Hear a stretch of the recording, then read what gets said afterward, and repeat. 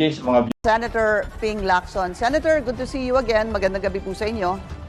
magandang gabi sa Pinky, sa mga viewers as well. And thank you for having me. Ano hong pakiramdam? Nasa entablado kayo kanina at sasabak na nga muli sa eleksyon.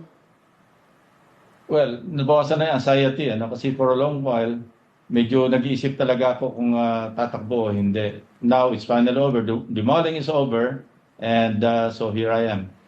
Ano ho yung inyong pag-aalinlangan sa pagtakbo? Maraming consideration kasi alam mo, masarap pala yung buhay ng relax at saka medyo walang stress.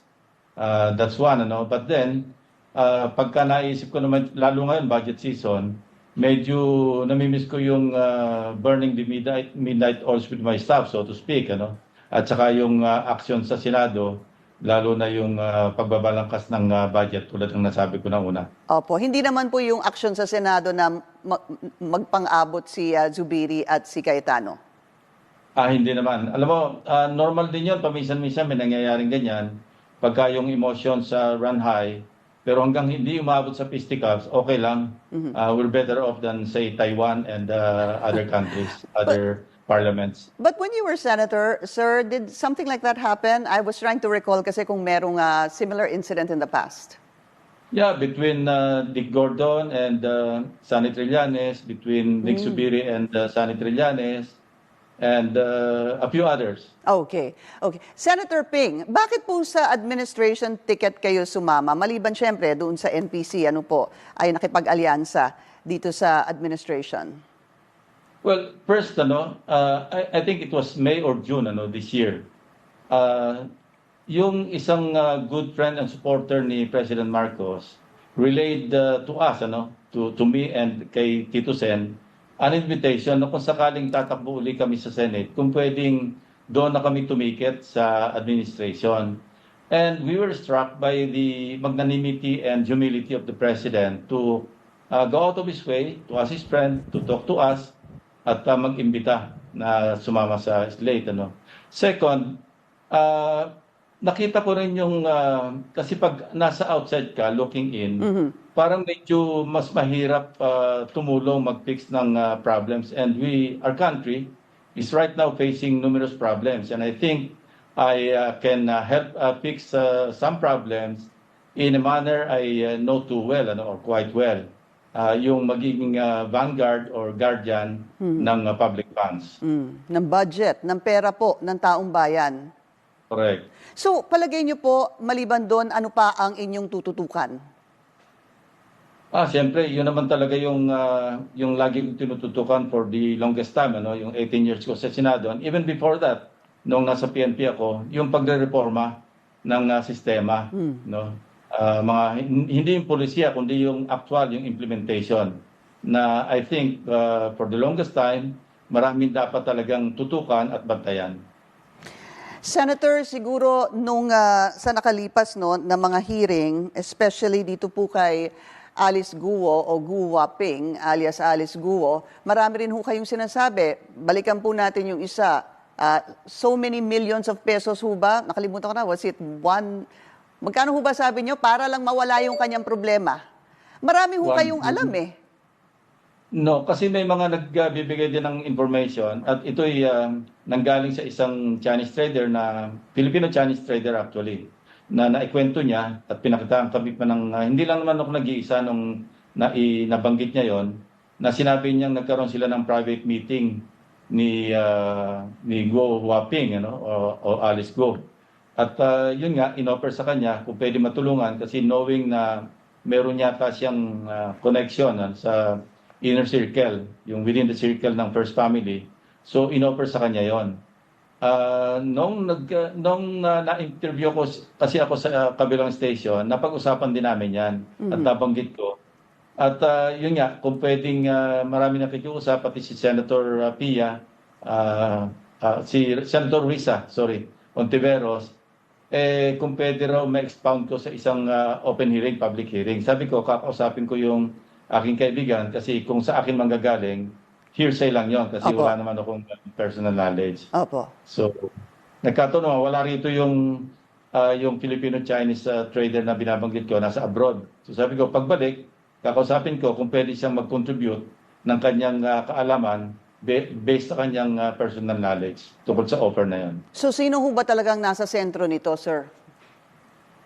Yun ang dapat malaman. Kasi mukhang ma-idea na rin sila sa Senado at saka sa lower house, ano? And medyo mahaba yung mga hearings. I just hope na magkaroon na ng conclusion, tinatawag na logical conclusion sa pamamagitan ng pagbalangkas ng batas kasi in aid of legislation. But on the other hand, on the other side, magkaroon din ng accountability yung mga dapat managot at magkaroon ng mga kaso na dapat i-file. Tulad ng ginawa namin doon sa pag-imbestiga sa PhilHealth, nandun na sa Ombudsman, at yung sa Parmali rin, meron ng nakasuhan. So meron din naman napapala sa mga legislative inquiry Opo. in a legislation. Yung ilan ho bang nasangkot sa Farmally ay sangkot din dito kay Alice Guo o Guo Ping? Yes, so it seems the same names, the same personalities ang lumalabas. Wala pa naman yung sa government side, kundi doon sa sabihin na natin si Michael Yang, lumalabas yung kanyang pangalan dahil nandiyan na nga yung kanyang nakakatandang kapatid si Tony Yang. Senator, ano ho ang inyong saloobin doon po sa lumabas na pagdadawit umano ng isang ex-PNP chief kay Alice Guo? Kasi kinausap ko si General Villanueva, hindi ako mismo, sa isang mista niya sa PMA. At pinatanong ko, sino ba yung sinasabi niyang dating chief PNP? Kasi after all, dati rin akong chief PNP.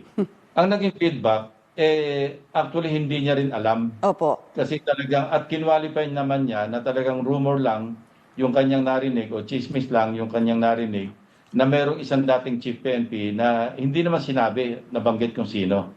So, I think inamin na rin niya sa isang pagdinig yan at nag-apologize siya. Nag-sorry po siya. But do you think that was fair, sir?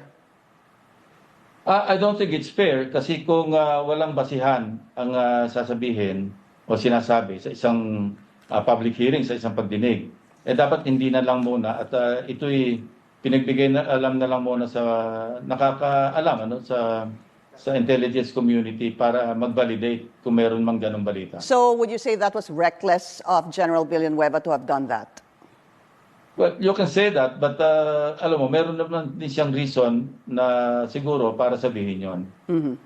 Senator, balikan ko lang po saglit ito pong budget dahil alam ko sa tuwing budget season ay isa kayo dun sa talagang matinding kumikilatis dito. So, very quickly, sir, tama ho ba yung para sa inyong opinion, yung ginagawa po ng House dito po sa pagkilatis dito sa nakaraang confidential funds ni Vice President Sara Duterte? Anyway, water under the bridge, tinanggal na nila, binawasan nila yung pondo. Ang masasabi ko lang, meron kaming, ito dinatang ko na at nakagistan ko na at hanggang sa umalis ako sa Senate, yun pa rin ang practice. Merong time-honored tradition na yung interdepartmental courtesy ay binibigay sa at least Office of the President, Office of the Vice President, and even sa Judiciary.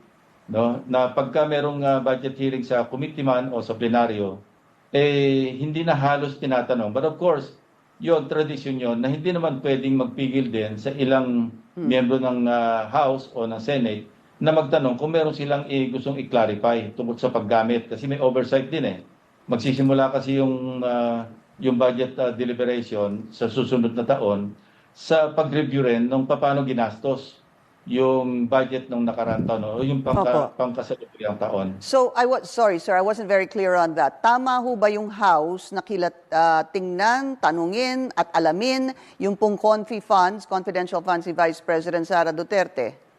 Or dapat ho ba na naig itong time-old tradition, interparliamentary courtesy? Well, pwede namang both, na extend yung interdepartmental courtesy at magtanong din yung mga dapat magtanong. Kasi lumabas na rin yung issue tungkol sa paglipat, hindi lamang yung paggamit, kundi paglipat. Kasi naglipat yung DBM ng so much doon sa Office of the Vice President galing sa Program Fund. At ito'y na-realign, hindi na-realign, kundi talagang ibinigay ng DBM. Kasi alam mo yung unprogrammed fund, yan ay under sa special purpose fund. Nang purpose nito, ang paggamit talaga nito, standby appropriations na kung saan kinakailangan na ahensya o opisina na kailangan i-augment, doon to hinuhugot para ibigay. Kasi special purpose fund nga yan. Alright. Dating Senator Ping Lacson, sir, maraming salamat po sa inyong oras.